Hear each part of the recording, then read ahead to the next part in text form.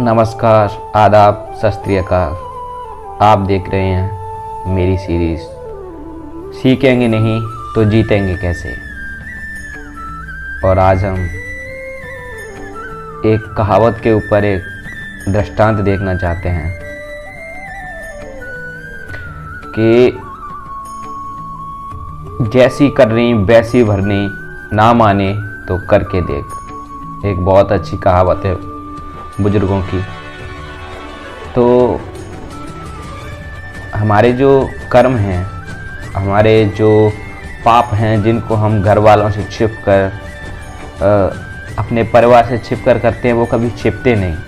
उनका फल हमें मिलता ज़रूर है।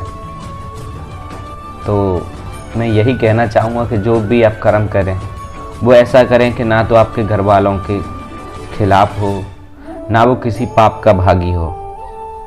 बहुत समय पहले एक महात्मा जी तपस्या किया करते थे जंगल में, और उन्होंने तपस्या करते करते कई वर्ष बिता दिए। फिर कुछ समय बाद उन्होंने सोचा कि क्यों ना मैं जाकर अपने शहर की उन गलियों को देखूं जहां से मैं वापस आया था। तो वो चल दिए अपने शहर की तरफ। बारिश होने लगी थोड़ी थोड़ी, और उनको भूख भी लगने लगी। तो एक हलवाई की दुकान के सामने वो जाकर खड़े हो गए, क्योंकि उनके पास पैसा तो था नहीं, और हलवाई जो है बिना पैसे के कुछ देगा नहीं। बहुत देर तक वो खड़े रहे, सोचते रहे कि क्या किया जाए। फिर हलवाई समझ गया। हलवाई ने बुलाया कि स्वामी जी आप आइए और आप नाश्ता कीजिए।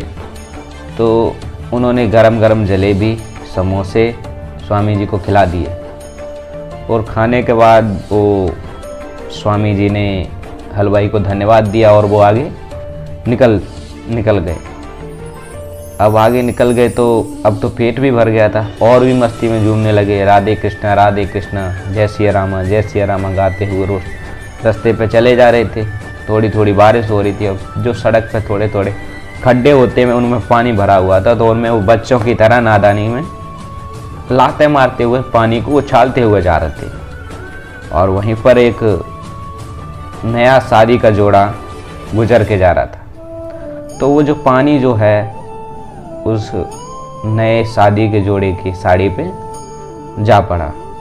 अब उसके साथ जो लड़का था, उसका हस्बैंड था, पति था, उसको बड़ा गुस्सा आया और वो स्वामी जी के पास बड़ा दौड़ के आया। उसको बुरा भला कहने लगा, गालियां देने लगा, अपशब्दों का इस्तेमाल करने लगा।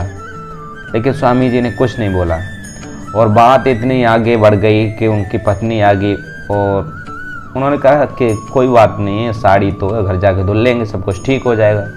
लेकिन वो जो लड़का जो उसका क्रोध जो और ही ज़्यादा बढ़ता गया, और उसने स्वामी जी को खींच के चपाट से थप्पड़ मारा। और थप्पड़ इतना भयानक था कि स्वामी जी नीचे गिर पड़े। अब नीचे गिर कर स्वामी जी ने आंखें खोली और ऊपर देखा और कहने लगे कि वाह ऊपर वाले, तेरी लीला अपरंपार है। पहले तो गरम गरम समोसे, जलेबी, और अब गरम गरम थप्पड़। उन्होंने कुछ नहीं कहा। अब नया शादी का जोड़ा अपने घर पहुंचा, और नए शादी का जोड़े का जो घर था वो थोड़ा ऊपर था, 2 मंजिल 3 मंजिल। तो और स्वामी जी अपने रास्ते पे चले जा रहे। जैसे उन्होंने चढ़ना शुरू किया तो वो जो लड़का जो है शादी के जोड़े का, वो बरसात हुई थी तो पैर फिसल गया और नीचे गिर गया। सर में उसके बहुत गहरी चोट लगी। अब चोट लगी तो उसकी बीवी चिल्लाने लगी, बचाओ बचाओ, कोई हेल्प करो, सहायता करो। तो पड़ोसी जो हैं उनको बचाने के लिए इकट्ठा हुए। उन्होंने पूछा कि अभी इन्होंने एक स्वामी जी को थप्पड़ मारा और स्वामी जी ने इनको श्राप दे दिया है, इसलिए उनको ये सब यह हाल हुआ है। तो कुछ उनमें थे उत्सुक जोशीले नए लड़के। उन्होंने कहा कि हमें बताओ स्वामी जी कहाँ हैं, हम देखेंगे। तो जब ये बात सुनी तो स्वामी जी को रास्ते में उन्होंने फिर से पकड़ लिया, मारने के लिए तैयार हो गए। अब स्वामी जी को कुछ पता ही नहीं है कि हो क्या रहा है मेरे साथ।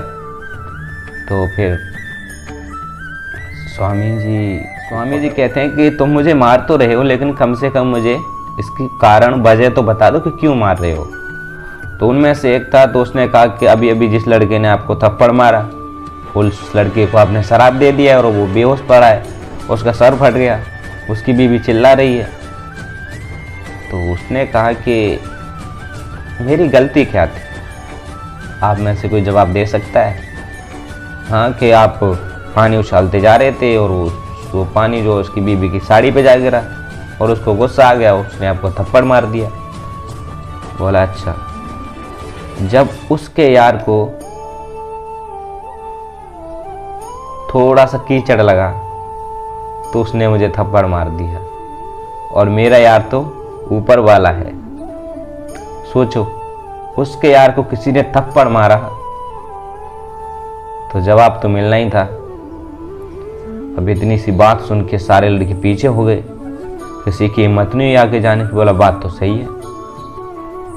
बोला उसके यार पे कोई उंगली उठाए तो थप्पड़, और जब उसके यार पे कोई उंगली उठाए तो अंजाम बहुत भयानक होता है।